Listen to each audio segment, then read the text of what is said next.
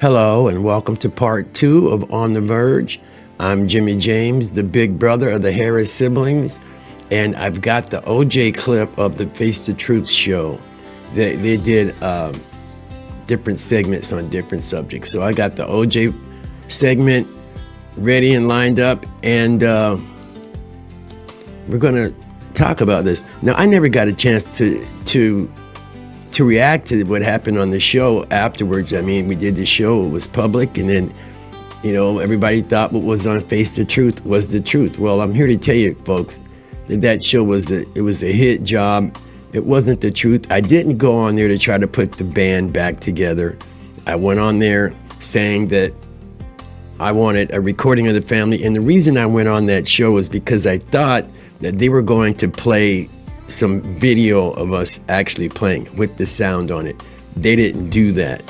So, you know, and on top of that, they made me take my glasses off. But anyhow, I'm just going to start playing this, and I'm going to clear some things up on this Face the Truth. I'm going to hit play, and here we go. I'm looking at James in the city. He said, how'd it go last night with OJ? And I said, James, at first, but before I said, don't say anything. Well, just when we thought that this family feud couldn't have another layer, oh Lord, we have O.J. Simpson. O.J. Simpson enters. Jara, how did O.J. Simpson come between you, Julie, and Jimmy James? It's right after he got acquitted, and he was the biggest thing out there as far as he was in the news all the time and everything. So it was presented to me about putting OJ in a slapback video, and I was thinking about it because at the time it's because you were ready to sell your soul to the devil and put a murderer in your video just for fame.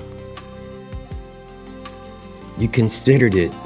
I wouldn't even have met with him, but it's a good thing you did, and I'll explain to you why I did what I did after this is over.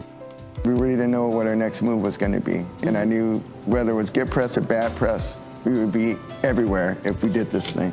So then I got a call. No, you knew it would be bad press. You knew it would be bad press. Did you ever run that past your record company? What did they have to say? Call one day from O.J. Simpson. And my He called you personally? Yes, my girlfriend says, OJ's on the phone. And I'm like, what? And I'm like, hello, and I got on the phone, and he goes, hey, this is OJ. Jared just thought I'm in town. I'm in Costa Casa playing golf. Are you busy this afternoon? We can get together and talk about the video. Then it got really real at that point. And I kind of panicked, and I didn't know what to do, so I called my band instead of me just going by myself. Okay, I'm going to stop this right here. And I want to tell you how I found out about it, because, you know, they were meeting with OJ right down the street from the club I was playing in. They were at Harpoon Henry's in Dana Point Harbor, and I was playing at Michael's Supper Club. So this guy runs into the bar and goes, OJ's down the street, OJ's down the street. And I'm on the microphone. I go, oh, you better hide your girlfriends, especially if she's blonde. You know, I didn't know he was down the street meeting with my family. I had no clue they were meeting with OJ. So at the time, I was living at home with my mother, and I the next morning when I saw Mom, I go, hey, Mom, guess who was in the harbor last night? Mom goes, your dad knows. I go, what? How does Dad know? Mom goes, we never said his name. Mom goes, because he called the house. I go, what? He called the house for what? And that's when Mom told me that OJ was meeting with Gerald and the rest of the family about doing a video to one of Gerald's songs. I'm a free man. Yes, I am. I'm a free man. Sucker. Let me see if I can dig that up and play you just a little bit of it, just so you can see what kind of song it was and see if you can understand the lyrics. I couldn't locate that file. I'll get it to you at some other date. But anyhow, let's finish what I was talking about. Oh yeah, okay, because Mom goes, your dad knows. And I go, what? Dad knows? Why? She goes, because he was talking to Gerald about doing a video to one of his songs. I go, what? What is Gerald thinking? Mom goes, I don't know what Gerald's thinking. Mom didn't like that at all when she heard about it. because, you know, he just killed somebody. Everybody thought he just killed somebody. So you want to do a video with the murderer, really? I called the band and I said, hey guys, we're gonna go meet with OJ. Jeff was there and my percussion player was there. We had to talk for 3 hours, but it kind of turned into a circus there. Really? And what happened at the circus? Julie kind of had her friends come, Janine had a couple of her friends come, and it was kind of like, it became a spectacle a little bit. So then after we left, Julie stayed, and I guess some things happened. Julie, would you mind sharing with us what happened? Well, at the end of the meeting, it was my friends and I that stayed, and we ended up hanging out that night at the place, and there was just some inappropriate things, just some things happened that I found inappropriate. And Screech to a stop. They weren't just inappropriate, they were illegal. I mean, homeboy just got acquitted for murder, then he comes out and he's doing some illegal shit, and you want me to keep it a secret? Well, I'll tell you, like I said, I'll tell you why I didn't keep it a secret, and you'll understand. I was already inappropriate because I shouldn't have stayed, but the next day, I went to the studio and I was recording with James. Let me finish. No, let me tell that. Because hold on. You'll come back to you because you may not tell it right. What happened was, I went into the studio and I was in the mic and I'm looking through the thing and I'm looking at James in the studio. He said, how'd it go last night with OJ? And I said, well, let me tell you what happened. And then I told him what I told him and I said, but James, at first, but before I said, don't say anything. Look who got this story wrong. Don't say anything. He said, I won't say nothing, Julie. I said, I mean it, don't say anything. I told him what I told him. And all right, we went on record it. And then the next morning, I got a call from Nicole Brown's father. I got a call from the owner of the place that we were. And all these, oh, James said this is this. And then it just, you know, spiraled. Out of control. I had to. Media. The public media. So he betrayed your trust? He betrayed my trust. Because of that, you ended up testifying in a trial? Yes, I testified in his custody trial. And Jared, clearly you did not want to have any part of this, and now it's all in the public. Yeah, it's too late about him. But what happened was, you know, the part that I wanted to say there is that we were in the studio recording a song called Heart and Soul that Julie wrote. Okay, so we were recording Heart and Soul, and I asked Julie, I go, so what was OJ like? She goes, you promised not to tell anybody. And I go, yeah, well, I didn't know she was gonna tell me this. So anyway, she went on to tell me that homeboy offered him some cocaine and pulled his dick out in public. They wouldn't let her say that on TV, but you know, they wanted to make me look bad, but they didn't want nothing coming out about OJ, so she couldn't actually say, yeah, he pulled his balls out and showed them to me. My sister has seen OJ Simpson's balls. Think about that, ponder that.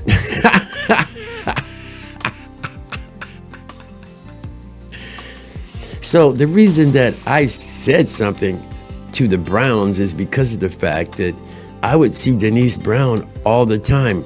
I had a restaurant burned down in 1992 with all of my equipment in it. They had no insurance, so my equipment sat burned on this stage for 4 to 6 years, and the first Nicole Brown Foundation went in that parking lot, and I would always think, God, I want to meet Denise and tell her that I feel for her, that I could, you know, do things with her foundation. I'm good with computers. But I didn't have a reason to say anything.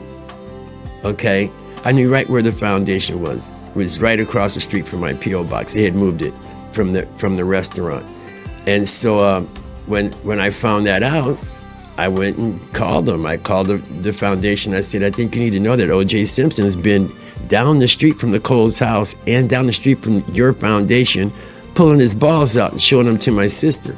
She goes, what? Yes, I went there and I met Lou Brown, and that's when it hit me. That's what I was up on the mountaintop for, was for purpose. It was the perfect purpose. And because of that, cool things happened after that. For the good side, not for the murderer's side. That didn't come out on Face the Truth. I was upset because our name got dragged through it anyways after I decided not to do it. Jimmy, I still want to know, why did you betray your sister's trust?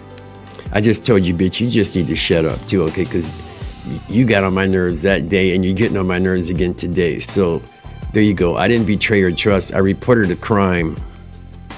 And what would you do if your sister told you right after Simpson was acquitted, Oh, what was OJ like? Oh, he pulled his balls out and showed them to me.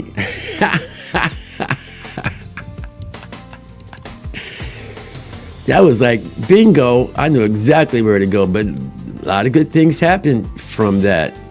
You know, we played the Playboy Mansion 3 times, I think, because of that. I worked with the Brown Foundation for 20 years because of that. And the song that we were recording, Heart and Soul, ended up being Nicole Brown's song, and we sang that song at her candlelight vigils for many, many years. So what happened was I betrayed her trust because she wanted me to keep some shit like that a secret, number one. I can understand why she would do that because she does shit like that. And I was going to keep that a secret, and anybody in their right mind wouldn't have kept that a secret. And it gets better. Wait, did they talk about me cashing in? So no, baby girl. Probably, in some way, yeah. So Julie, let me ask Okay, you a let's question. back up. I'm going to be real. Okay, Because what he did was so disgusting. it was illegal. And it upset me. Julie, do you think he wanted to cash in on your story? Now, what she should have said is, well, I'm the one that cashed in because thanks to my big brother, I made $20,000 telling my story to the National Enquirer and another tabloid. That's what she should have said, but listen to what she said. Yes or no, baby girl? Probably, in some way, yeah. So Julie, let me ask you a question. I'm going to be really honest with this one. Are you guys concerned about Jimmy James's mental health? Shut up, bitch. And then she got him to make them admit that I was crazy on TV. No.